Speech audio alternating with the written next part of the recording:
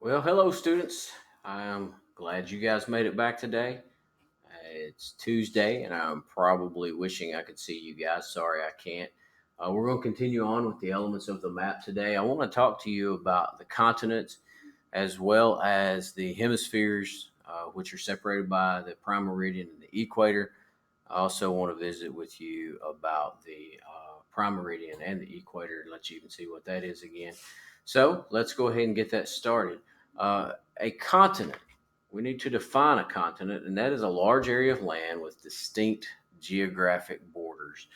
And you, as you see here, North America, which we'll talk about in a minute, the distinct border between North America and South America is this tiny inlet of land where you look and say, okay, there is a distinct place that they meet. Same with these, and so they're very distinct.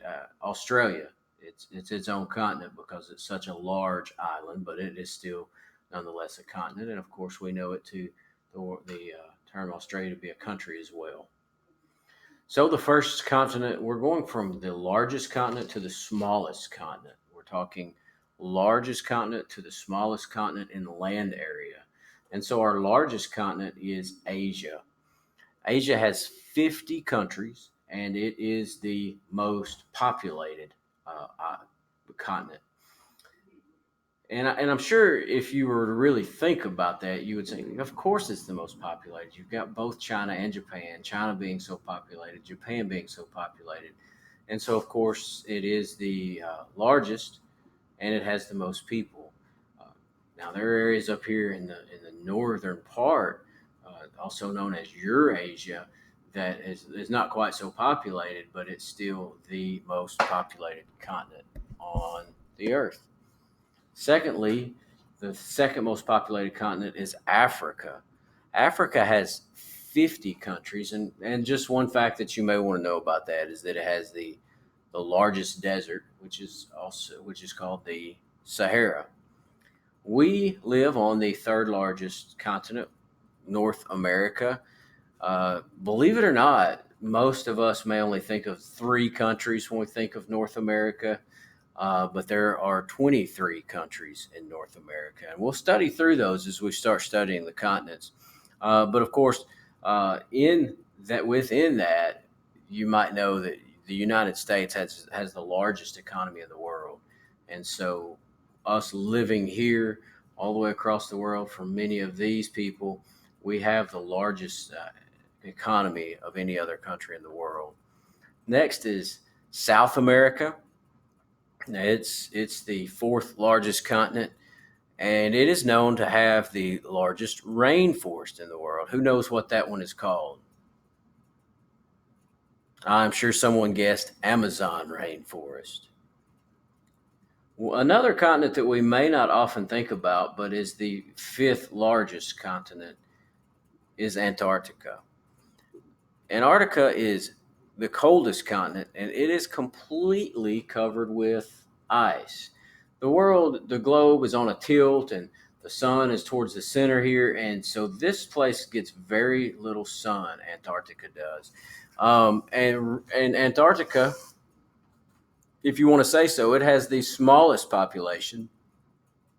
There are no permanent residents on Antarctica. They are there are some people who live there that are scientists, but they don't live there permanently. Europe is next on the list, and it has some very rich history, and I'm excited to talk about that as we move along. And then finally, the smallest continent is Australia. As I mentioned, Australia is both a continent and a country, but there are 13 other countries in Australia. And so, and it is after Antarctica, it's the least populated. By the way, it's the place I would probably most like to visit on Earth because there's so many different things there that we just do not see in the United States. I would love to be able to see the outback, not the steakhouse. I'd like to see the outback, meaning the places where you can go and see wild animals that you've never seen. But I'd also love to visit their beautiful beaches. Would love to visit the Opera House that's there in Sydney. So they've got a lot of architecture, a lot of wildlife, and there's just a lot of things that I think a lot of people would enjoy it. Now, by the way, you should have already received, if you haven't, you'll get this in a moment.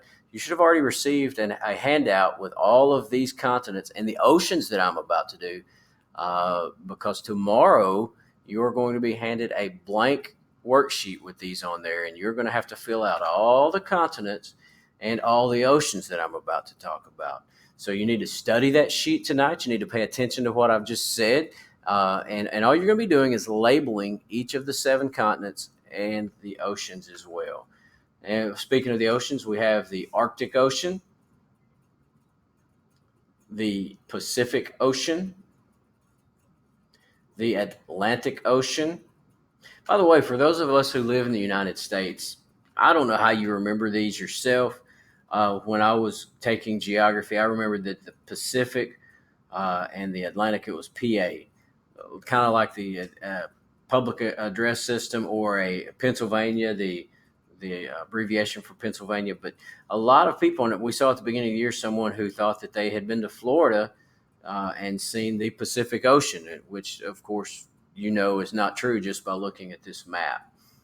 Also, we have the Indian Ocean, which of course is right there towards India.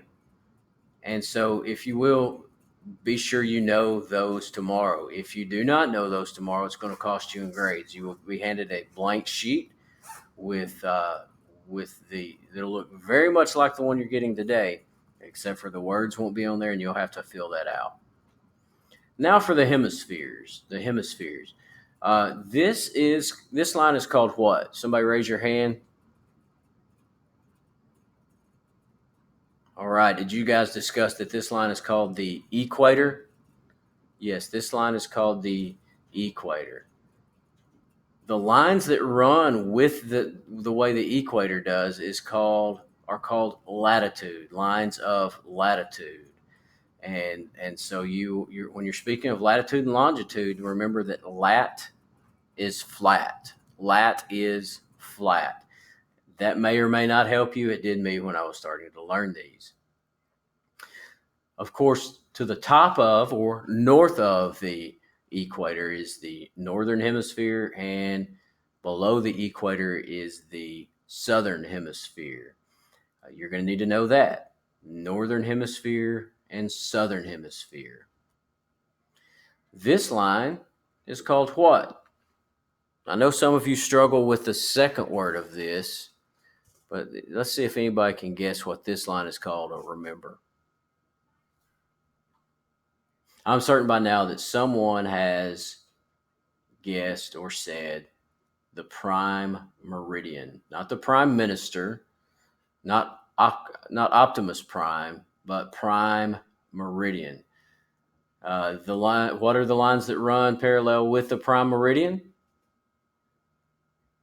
Longitude. Longitude runs with the prime meridian. They run north to south.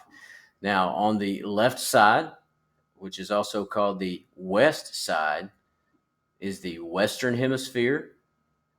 And on the right side, which is also called the east side, is the eastern hemisphere.